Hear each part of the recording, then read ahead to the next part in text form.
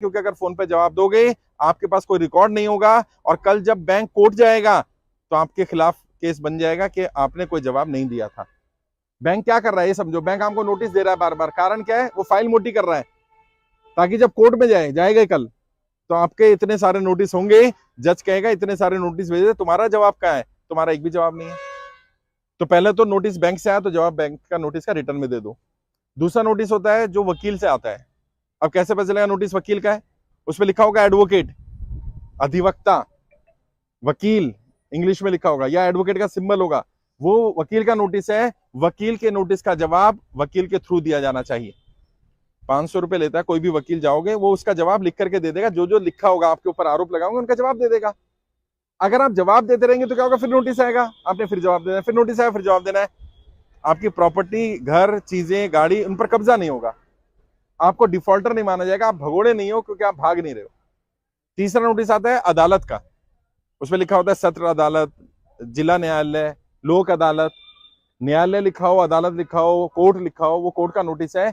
Court के notice पर खुद जाना चाहिए। अगर आप नहीं जाते तो वकील को भी भेज सकते हैं, वैसे बेहतर ये रहेगा वकील से ज्यादा अच्छी तरह आप अपनी बात रख सकते हैं। और भारत का संविधान हर व्यक्ति को अपनी बात रखने की इजाजत देता है। आपके साथ जो बीत रहा है वो आपसे बेहतर कौन बता पाएगा यार? मेरे साथ जो बीतेगा मैं बता पाऊंगा। जज साहब के सामने जाओ और अपनी स्थिति बता दो, सच बोलना। अगर आपने झूठ बोला तो आप पकड़े जाओगे, क्योंकि कोर्ट में ऐसे दावपेच लगा करके असलियत निकल आती है। मैं नाम ले लूंगा, यही एक साथी है जो कह रहे हैं मैंने गेम खेली या कुछ भी करके पैसा जुए में इसमें उसमें चला गया। अभी क्या होगा? आपने बोल दिया जी मैंने तो बिजनेस में लगाया, नुकसान हो गया। जब एप्लीकेशन निकलेगी, जब आपके ऐप में दिखेगा, पता चलेगा आपने तो गेम खेली थी, तो माना जाएगा कि आप झूठ बोल रहे थे। झूठ नहीं बोलना, जो सच है वो बताओ। सरकार माफ कर दे ठीक, सरकार समय दे दे तो भी ठीक, लेकिन अगर नोटिस का जवाब नहीं दोगे तो क्या होगा? पहले आएगा बैंक का नोटिस, आपने जवाब नहीं दिया। फिर आएगा वकील का नोटिस, आपने उसका भी जवाब नहीं दिया। फिर आएगा कोर्ट का नोटिस, आपने उसका भी जवाब नहीं दिया। उसके बाद आएगा वारंट। पहली बार वारंट आएगा बेलेबल, बेलेबल मतलब जाके बेल हो जाएगी, उसका भी जवाब नहीं दिया तो आएगा नॉन बेलेबल। अब आपकी बेल भी नहीं होगी, पुलिस उठाकर ले जाएगी आपको। और अगर उसका भी जवाब नहीं दिया और आप नहीं मिलते हो तो आपको पीओ यानी भगोड़ा डिक्लेयर कर दिया जाएगा, और आपके जितने भी आपके पास आईडी कार्ड्स हैं उनके आधार पर आपकी सर्च होगी। प्रॉपर्टी भी जा सकती है, घर वालों को परेशान किया जा सकता है। ऐसी नौबत मत आने दो। आपने लोन लिया, कोई गुनाह थोड़ी कर दिया यार। लोन लेना कोई क्राइम नहीं है, और लोन ना चुकाना भी कोई क्राइम नहीं है। जो लोग आपको डराते हैं, बैंक वाले, एनबीएफसी वाले, एप्लीकेशन वाले, कि आपने गुनाह कर दिया, क्राइम कर दिया, लोन अगर नहीं चुका पाते हैं तो ये कोई अपराध नहीं है, ये अपराध की श्रेणी में नहीं आता, तो इसलिए डरना नहीं है। लोन नहीं चुका पाएगा, कारण पता करो। कारण क्या क्या हो सकता है? हो सकता है आपके पास कमाई का साधन ना रहा हो सकता है नौकरी छूट गई, हो सकता है व्यापार बंद हो गया। जैसे किसी ने कहा मेरी नौकरी छूट गई, मैंने कहा प्रूफ है? अगर आपकी नौकरी छूटी और आपके पास सबूत है तो बिल्कुल भी मत घबराना, जब भी सरकार बुलाएगी वो सबूत दिखा देना। उस डेट के बाद अगर आपकी नौकरी छूटने के बाद बैंक ने आपके ऊपर पेनल्टी लगाई होगी, सरचार्ज लगाया होगा, इंटरेस्ट लगाया होगा, वो सब सरकार को हटवाना पड़ेगा, हटा देगी सरकार। वैसे तो बैंक को ही कर देना चाहिए। आरबीआई कहता है जब आपको लोन मिला तो आपको लोन ऐसे मिल गया क्या? आपका सिविल चेक किया गया, आपकी बैंक स्टेटमेंट मांगी गई होगी, आपका गारंटर लिया गया होगा, आपके पूरे डॉक्यूमेंट्स देखे होंगे, आईटीआर इनकम टैक्स की रिटर्न देखी गई होगी, तब लोन मिला है ना। यानी बैंक को आपकी स्थिति देख करके लोन दिया। आज आपकी स्थिति खराब हुई, बैंक को सपना नहीं आएगा। अब क्या होगा? जब आपकी आर्थिक स्थिति खराब हो रही है, इससे पहले कि आपकी ईएमआई बाउंस हो, बैंक को जाकर अपनी स्थिति के बारे में बताओ। अभी एक साथी आए हमारे, उन्होंने बहुत बढ़िया बात करी। भाई साहब ने कहा मेरी सारी ईएमआई जा रही है, लेकिन मैं लेटर भेज रहा हूं सबको कि मेरी आर्थिक स्थिति खराब है, आगे नहीं पे कर पाऊंगा। अभी क्या होगा? दो मैसेज दे दिया आपने। पहला, आप डिफॉल्टर नहीं हो, आप पैसे पे करना चाहते हो। दूसरा, आप मदद मांग रहे हो। क्या मदद मांग रहे हो? भाई या तो मुझे समय दे दिया जाए या मेरी ईएमआई को कम कर दिया जाए। बैंक क्या क्या कर सकता है? बैंक एक तो आपको रिलैक्सेशन पीरियड दे सकता है, जिसको बोलते हैं लीन पीरियड। 6 महीने से लेकर 2 साल तक का समय मिल सकता है, जिसमें आपको ईएमआई पे नहीं करनी। क्या पे करना है? सिर्फ इंटरेस्ट पे कर दो। कितना इंटरेस्ट? मान लो आपकी ईएमआई 50,000 रुपए की, तो इंटरेस्ट पता है कितना बनेगा? 5,000 रुपया। अब अगर आप 50,000 रुपए महीना नहीं भर सकते, 5,000 तो भर सकते हो ना। बैंक से रिक्वेस्ट कर लो कि मेरे को लीन पीरियड दे दो। बैंक कहता नहीं मिलेगा, कोई बात नहीं, तो बैंक को अगली रिक्वेस्ट कर लो, मेरे लोन को रीस्ट्रक्चर कर दो। 2 बार आपको अपने लोन को रिस्ट्रक्चर करने का अधिकार है, आरबीआई ऐसा कहता है। रिस्ट्रक्चर में 2 काम होते हैं, ईएमआई को कम करके, अमाउंट कम करके ड्यूरेशन बढ़ा लो, या ड्यूरेशन कम करके अमाउंट बढ़ा लो। मान लो आपके पास पैसे आ गए कहीं से, तो आपको जी 50,000 की नहीं, मेरी तो 2 लाख की ईएमआई कर दे, और मेरा जो 10 साल है उसको 2 साल कर दे, 3 साल कर दे, वो करा सकते हो। या आपका बिजनेस कम हो गया, नौकरी छूट गई, आपकी ईएमआई जा रही थी 50,000 की, अब आपको लग रहा है मैं तो 20,000 से ऊपर नहीं दे पाऊंगा, बैंक से बोलो भैया मुझे 20,000 की ईएमआई कर दे, 10 साल की वजह 15 साल का केस कर दे, मेरा कोई दिक्कत नहीं है।